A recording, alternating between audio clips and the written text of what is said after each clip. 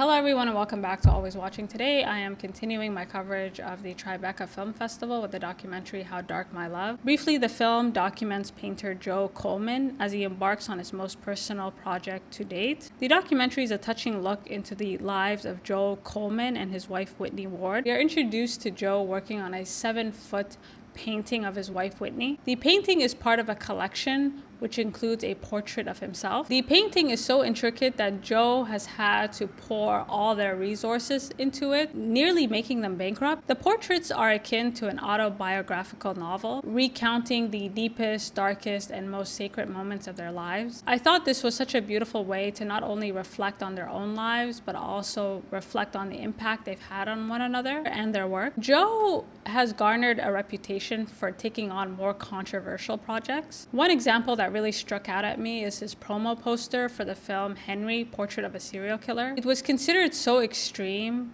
that it was banned by advertisers, which is very strange because the movie went on to be released. He was making art during a time where so much of the content we consumed was curated and censored. If you were an artist like Joe working against the grain, it was really difficult to find an audience outside of your sphere. And I felt like this portrait was really a cathartic experience. They are reliving all these moments they either forgot about or couldn't believe they were involved in. And when you look at your life from a bird's eye view, you start to see everything in unison, the good, the bad, and the ugly. And this conjures a roller coaster of emotions. The documentary is filled with personal footage, home videos, interviews, and I think the footage and the way the filmmakers were able to organize this footage really does a great job of pulling the audience into this world. And I thought the filmmakers did an exceptional job of working around them. This allows them to capture more candid moments and more honest recollections of their past. Whitney and Joe have spent most of their lives in New York, and seeing New York through their eyes was really fascinating. He was part of a community that, how we say, was not well received by suburban America. And the reason that Joe's work was so shocking is because it triggered something inside of us that we either didn't want to see or believe was true. Nowadays, we have been so desensitized, and a lot of the art that comes out is shocking for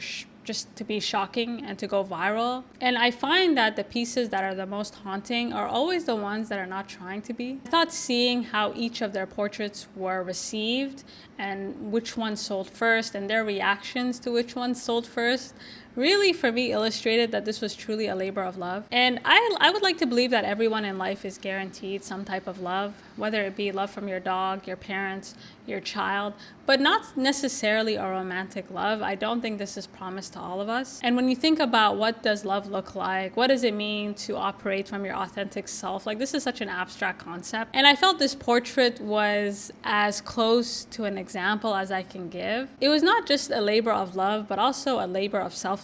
These are two people that really brought out the best in each other and inspired one another to confront the worst. And I think the documentary did such a great job of showcasing how great art really starts from the inside out. I think I really resonated with this film because you don't really see people dedicating themselves to projects that come from the heart.